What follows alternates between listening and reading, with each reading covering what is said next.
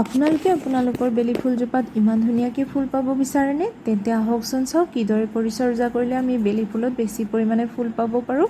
নমস্কাৰ জনাই আজি ভিডিঅ' আৰম্ভ কৰিবলৈ লৈছোঁ। আজি মই বেলি ফুলজোপাত কিছু পৰিমাণে সাৰ প্ৰয়োগ কৰিম বুলি এনেকৈ মাটিখিনি খন্তিৰে এনেকৈ এৰুৱাই লৈছোঁ। এতিয়া মই সাৰ হিচাপে লৈছোঁ এপছম চল্ট, চাহপাত লৈছোঁ। মই চাহপাত ইউজ কৰাৰ পিছত যিখিনি চাহপাত ওলায় সেইখিনিকে মই শুকাই লৈছোঁ। নিম খোল লৈ লৈছোঁ আৰু লগতে সৰিয়হৰ খোল লৈ লৈছোঁ। এই চাৰিবিধৰ উপৰিও মই আৰু এবিধ বস্তু লৈছোঁ, সেয়া হৈছে গোবৰৰ সাৰ।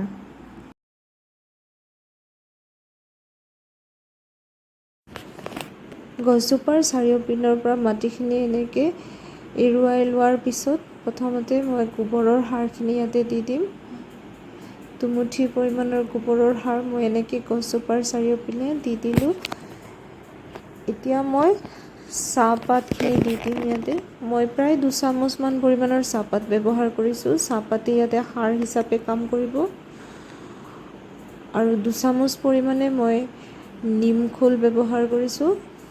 নিম খোল ব্যৱহাৰ কৰিলে পোক পৰুৱাবোৰ আঁতৰত থাকিব। সাধাৰণতে আমি গছ লগোৱাৰ লগে লগে পোক পৰুৱাৰ আক্ৰমণ অধিক দেখা যায়।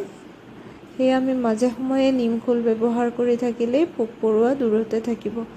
ইয়াৰ লগতে মই ব্যৱহাৰ কৰিছোঁ ইয়াতে সৰিয়হৰ খোল আৰু এপছম চল্ট। এই দুবিধ ইয়াতে সাৰ হিচাপে কাম কৰিব। গছজোপাৰ বৃদ্ধি আৰু ফুল অহাত সহায় কৰিব। এতিয়া এই আটাইখিনি বস্তু এবজৰ্ব কৰাৰ বাবে আমি পানী দিব লাগিব। মই ইয়াতে কলৰ বাকলি তিয়াই থোৱা পানী ব্যৱহাৰ কৰিছোঁ যাতে পটাছ পাব পাৰে। এতিয়া এই গছজোপা মই এসপ্তাহমান পিছত আপোনালোকক দেখুৱাব চেষ্টা কৰিম। আজিলৈ ইমানেই। Bye bye.